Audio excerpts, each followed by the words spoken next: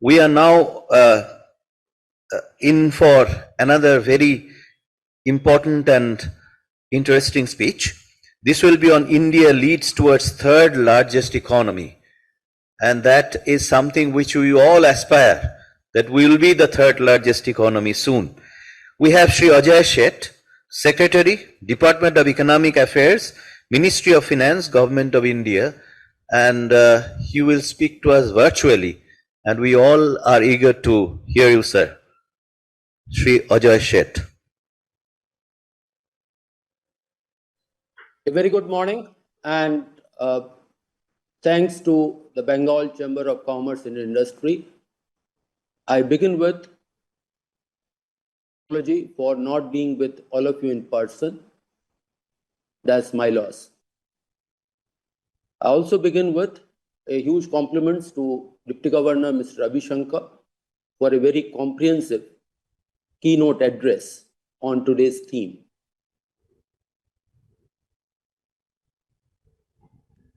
Friends, the topic on which I've been asked to speak, India leads towards third largest economy.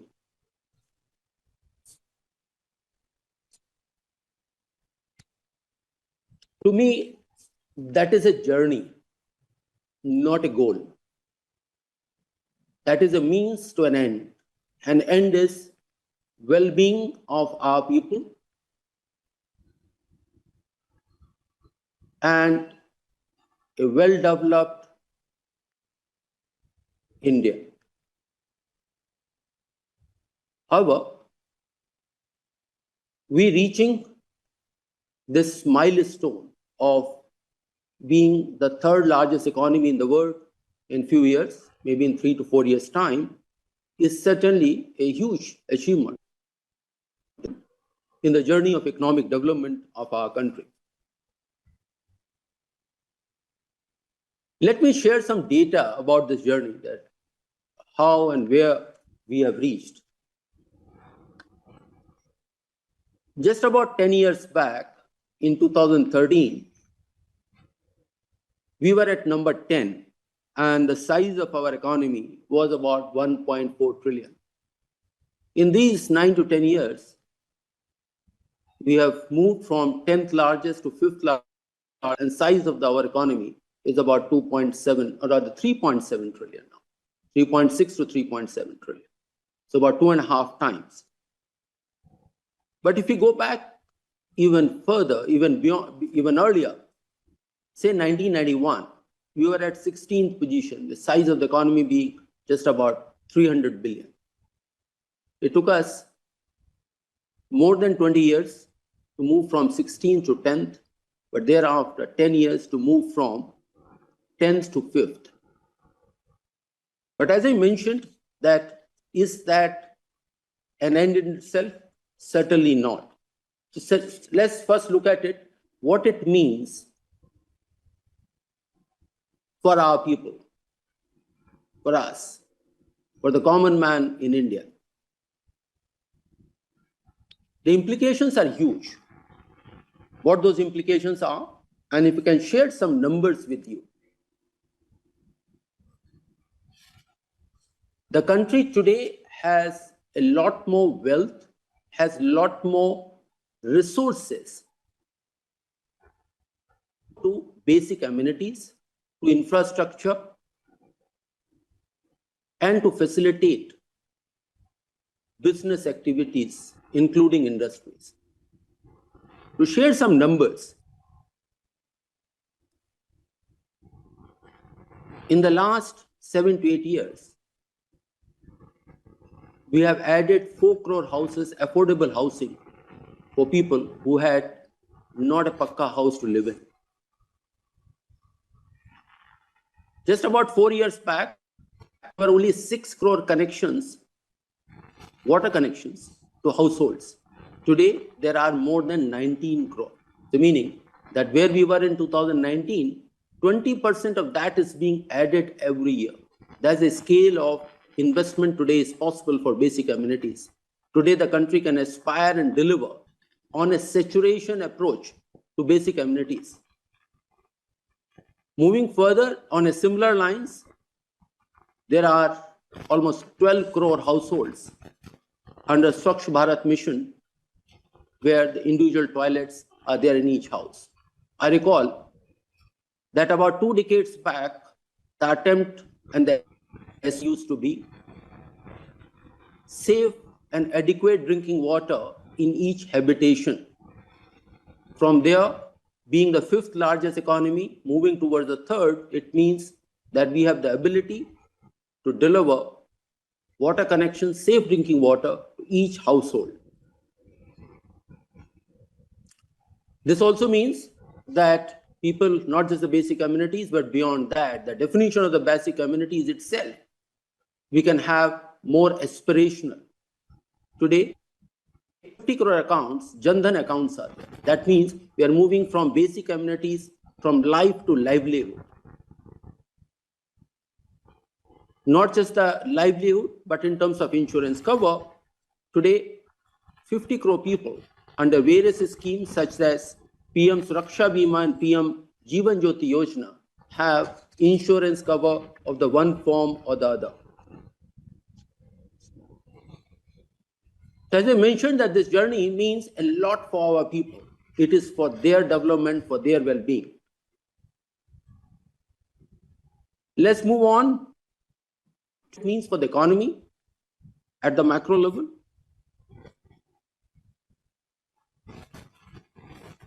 Today, we are about 3 to 4% of the global economy. Global economy being about $100 trillion plus, and we are about $3.5 trillion.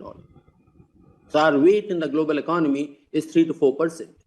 But if you look at that, given the growth rate, very strong growth rate, where India has been able to achieve of 6.5%, and with potential to grow even faster in the coming years, it means that India contributes almost 15% of the global growth every year. That means that it creates so many opportunities for global investors, not just the financial market investors, but investors who come in and the global companies to come and produce in India, produce for India, produce for. So India's attractiveness as a large market for foreign investment, direct or indirect. It also generates a huge positive cycle, a virtuous cycle of higher growth, leading to higher savings, higher investments, more employment, and again, coming back to more growth. So that virtuous cycle is now at play at present.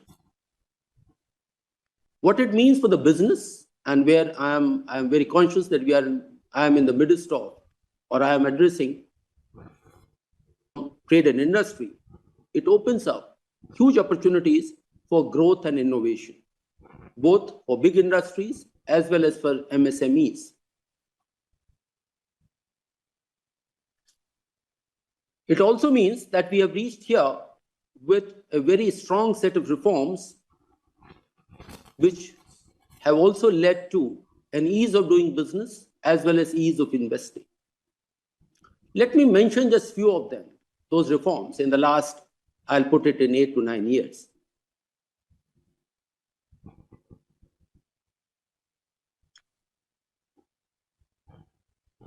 First, starting with the most striking feature, that Indian economy today is much more formal and very, very significantly visible aspect, which was hitherto was not there.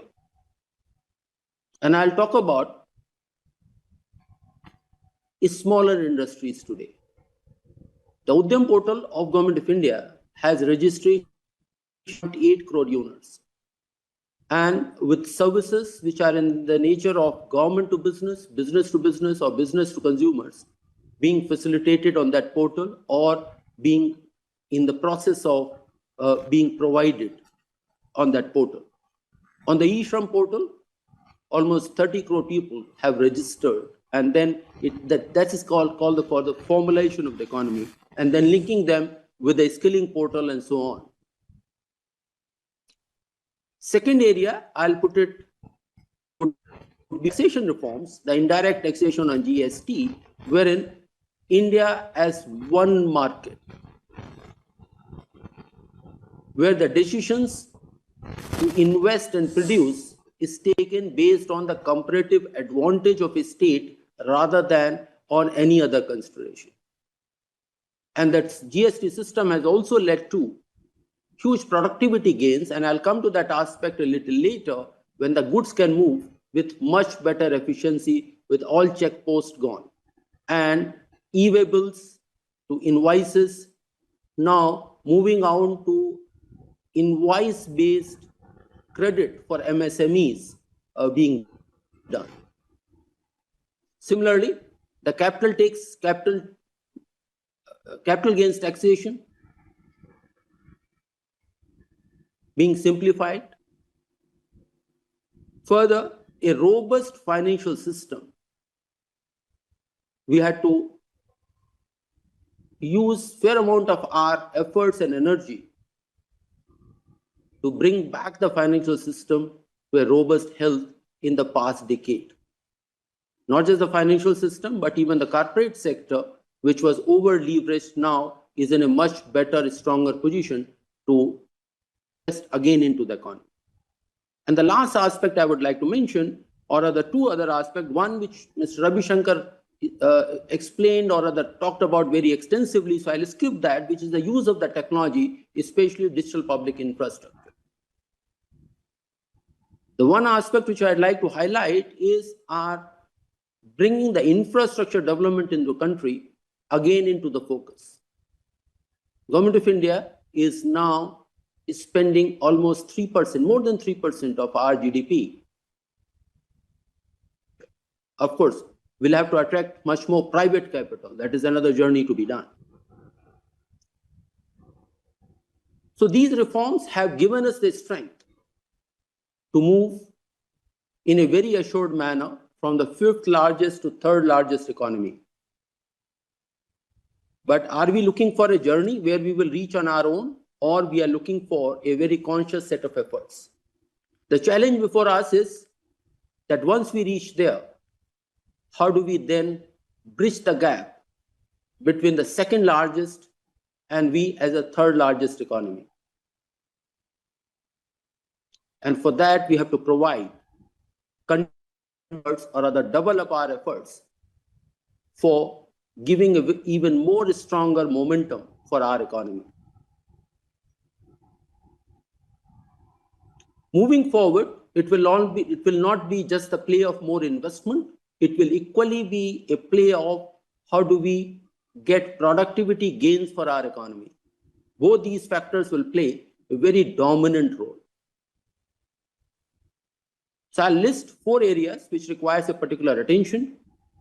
Number 1, the energy sector, which at the moment is not exactly open for the market forces. The way we have organized the sector, the cost recoveries in the sector are not optimum for economic forces to have a sound play. At the same time, as we move towards 3rd largest economy and grow faster, would also be the energy transition. How do we deal with that challenge moving forward? Second area, I'll put it, where we require a very strong focus is on reskilling. First, the skilling as well as the reskilling, so that it throws up adequate opportunities for all. And if you look at just last 1 year data, as per the EPFO numbers, we are adding more than 1.5 million net additions to the workforce. But that also requires, to sustain that momentum, also require a focus on skilling and reskilling of our people. Third area is on doubling up our focus on, and especially on urban infrastructure. That is a sector in particular which is attracting very little private capital.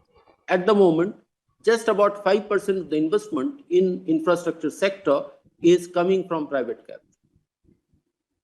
And that is not sustainable in the sense that the capacities of the governments are limited, and thereby we have to create opportunities for private sector to come in.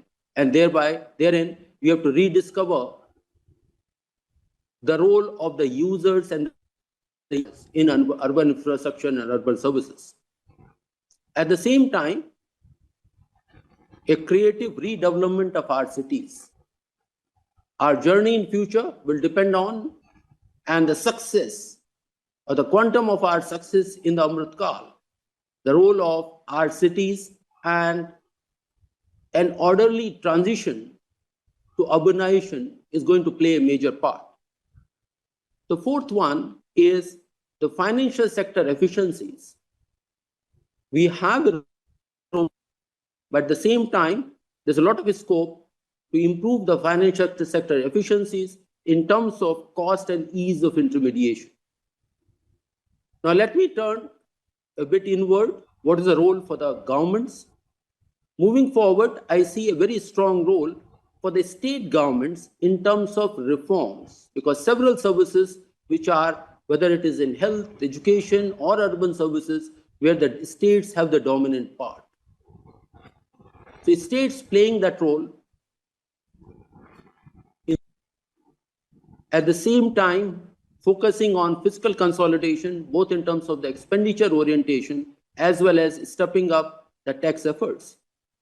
And of course, at the macroeconomic level, the policies at the country level, remaining complementary to the path which we have envisaged for ourselves. I'll conclude here with an observation from the current year's budget, which had 7 priorities that are 7 focus areas as we travel on the Amrit Kal, leading to creating opportunities for all. Then the role of chambers and commerce, I look forward to remaining engaged with all of you, because your feedback, your areas of opportunities, as well as your areas of saying that what needs to be improved upon, what new initiatives, what kind of a policies government have to adopt, you are a very important stakeholder. So I look forward to remaining engaged, or rather stepping up engagement with all of you. I'll close it here. Thank you very much for giving this opportunity.